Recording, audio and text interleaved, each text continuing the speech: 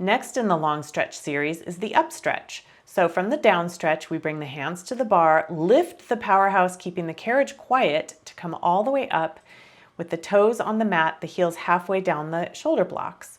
From here, press out from the hips and legs, come into a plank position, and then come over the bar and roll from the head, shoulders, lower back, and hips to return.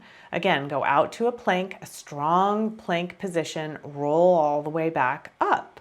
Press out, the hips come down, we come forward like a piece of steel, eyes looking down towards the bar, and then roll all the way back up.